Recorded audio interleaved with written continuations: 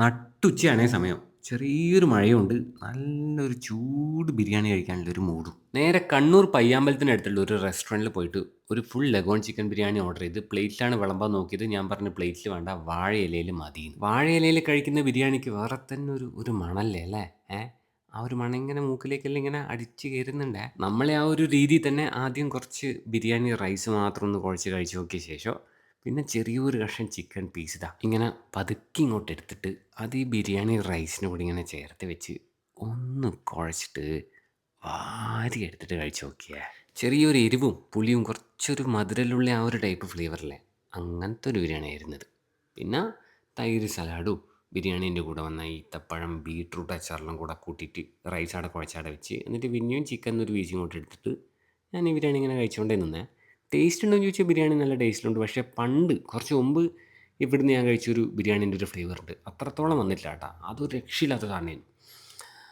അപ്പോൾ 230 രൂപയാണ് ഈ ലഗോൺ ചിക്കൻ ബിരിയാണീൻ്റെ റേറ്റ്. സ്പോട്ട് വരുന്നത് കണ്ണൂർ പയ്യാമ്പലത്ത് സാവോയിൻ്റെ ഓപ്പോസിറ്റ് സൈഡിലുള്ള ഈ ഗസൽ റെസ്റ്റോറൻറ്റാണ്. പിന്നെ ചെറിയൊരു ഷൂട്ട് ഉണ്ടായിരുന്നു കണ്ണൂരിൽ തന്നെ ചെയ്ത് തീർക്കാനായിട്ട്. അതെല്ലാം ചെയ്ത് കഴിയുമ്പോഴത്തേക്ക് സമയം ഒരു 5:30 5:30 ഒരു 6 മണിയെല്ലാം രാത്രി എനിക്കൊന്ന് ബാംഗ്ലൂർ പോകണം. അപ്പോൾ പിന്നെ ഇനി വീട്ടിലേക്കൊന്നും പോകുന്നില്ല. കണ്ണൂരിൽ നിന്ന് തന്നെ എവിടുന്നെങ്കിലും ഫുഡ് കഴിച്ചിട്ട് രാത്രി ബസ് കയറിയിട്ട് ബാംഗ്ലൂർ പോകാനാണ് പ്ലാന്. അങ്ങനെ ആ രാത്രിയത്തെ ഫുഡ് സന്ധ്യക്ക് അടിക്കാമെന്ന് വിചാരിച്ചിട്ട് ഞാനൊരു സ്പോട്ടിൽ കയറി. ഇവിടെ 149 രൂപയ്ക്ക് ഒരു ക്വാർട്ടർ ചിക്കൻ അൽഫാം മന്തി കിട്ടും. പിന്നെ അൽഫാമിനും കുബൂസിനും കൂടെ വെറും 105 ഉള്ളൂ ഒരു റേറ്റ്. 149 ഒരു ക്വാർട്ടർ അൽഫാം മന്തിയെല്ലാം കിട്ടുന്നുണ്ടെങ്കിൽ എന്തായാലും ഒന്ന് കഴിച്ച് നോക്കണ്ടെന്ന് വിചാരിച്ചിട്ട് തന്നെയാണ് ഇവിടെ ഞാൻ കയറിയത്. മന്തി റൈസിൻ്റെ ക്വാണ്ടിറ്റി സെറ്റാണ്. ഒരാൾക്ക് വയറ് നിറയുന്ന അത്രയുണ്ട്. അതായത് ഒരു ഫുൾ ചിക്കൻ ബിരിയാണീനേക്കാൾ റൈസ് ഉണ്ട്. ഇനി അൽഫാമിനെ കുറിച്ച് പറയുകയാണെങ്കിൽ സാധാരണ നമ്മൾ കഴിക്കുന്ന മറ്റേ വലിയ പീസ് അൽഫാമല്ല, കുറച്ച് ചെറിയ കോഴി, അതായത് 1 കിലോക്ക് താഴെയുള്ള കോഴീനെ 4ആയിട്ട് കട്ട് ചെയ്തിട്ടാണ് ഇവിടെ സെർവ് ചെയ്യുന്നത്. എന്നാലും ക്വാർട്ടർ തന്നെയാണ് പീസ്. മറ്റേ ഒരു കോഴീനെ 8 പീസാക്കുന്ന രീതിയിലൊന്നും അല്ല കേട്ടോ കട്ടിങ്. 149 അൽഫാം മന്തി എന്ന് കേട്ടപ്പോൾ സത്യം പറഞ്ഞാൽ വലിയ പ്രതീക്ഷയിലൊന്നും അല്ല ഇവിടെ കയറിയത് കഴിക്കാൻ വേണ്ടിയിട്ട്. പക്ഷേ കഴിച്ചപ്പോൾ ഒരു രക്ഷയില്ല കേട്ടോ. ഞാൻ കഴിച്ചതിൽ വെച്ചിട്ട് ഏറ്റവും ഫ്ലേവർഫുൾ ആയിട്ടുള്ളൊരു അൽഫാം ആയിരുന്നത്. പിന്നെ ഒരു ക്വാർട്ടർ അൽഫാം വാങ്ങിച്ചിട്ട് കുബൂസിൻ്റെ കൂടിയും കഴിച്ച് നോക്കിനി. നല്ല ജ്യൂസി ആയിരുന്നു ലെഗ് പീസ്.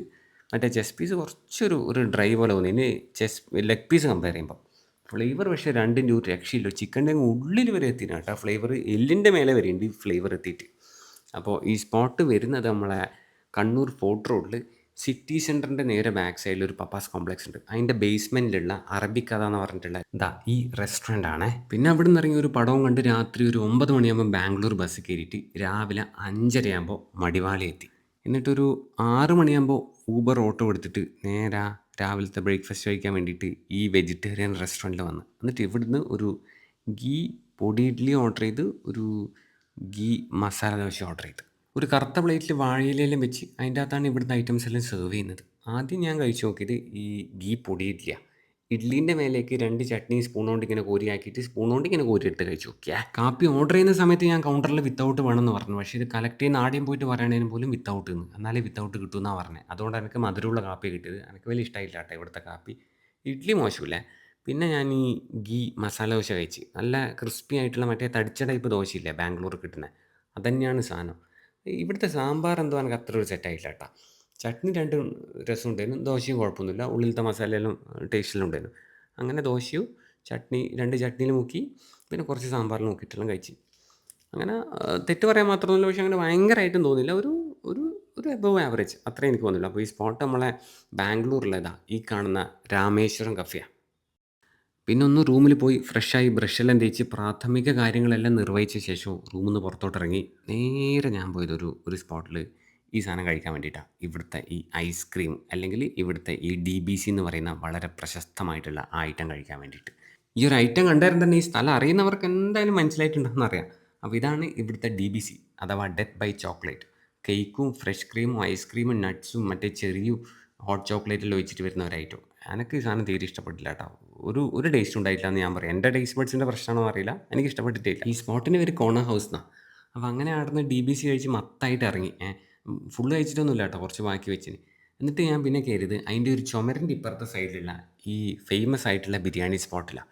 ഇതാണ് ഇവിടുത്തെ അല്ലെങ്കിൽ ബാംഗ്ലൂറുള്ള ദൊണ്ണൈ ബിരിയാണി അഥവാ ചിക്പേട്ട് ദൊണ്ണൈ ബിരിയാണി എന്ന് പറയും. ഇവിടെ ഞാൻ കയറിയിട്ട് ഓർഡർ ചെയ്തത് ഒരു മട്ടൺ ബിരിയാണിയും പിന്നെ ഒരു ചിക്കൻ കബാബ് അഥവാ ഒരു ചിക്കൻ ഫ്രൈയോ. എന്നിട്ട് കഴിച്ച് നോക്കിയേ. മുട്ടയെല്ലാം വരുന്നുണ്ട്. ഒരു കഷ്ണം മുട്ടയാണ് മട്ടൻ ബിരിയാണിയിൽ വരുന്നത്. ചിക്കൻ ബിരിയാണിയിൽ ഒരു ഫുൾ മുട്ടയാണെന്ന് തോന്നുന്നു. ഒരു മീഡിയം സൈസിലുള്ള 4 പീസ് ബോൺലെസ് മട്ടനാണ് ഈ ബിരിയാണിയിൽ ഉണ്ടായിരുന്നത്. അതിൻ്റെ കൂടെ ഒരു കഷ്ണം മുട്ടയും. നല്ലൊരു മട്ടൻ്റെ നെയ്യെല്ലാം കൂടി ചേർന്നിട്ട് വരുന്ന ആ ഒരു മണം ഉണ്ടല്ലോ, അത് നല്ലോണം ഉണ്ടായിരുന്നു കേട്ടോ ഈ ഒരു ബിരിയാണിക്ക്. റൈസ് പെട്ടെന്ന് കാണുമ്പോൾ കുറച്ചൊരു ലേശൊരു ഒരു ഒരു കുഴഞ്ഞ പോലെ തോന്നുന്നുണ്ടായിരുന്നെങ്കിലും കഴിക്കുമ്പോൾ അങ്ങനെ ഉണ്ടായില്ല കേട്ടോ.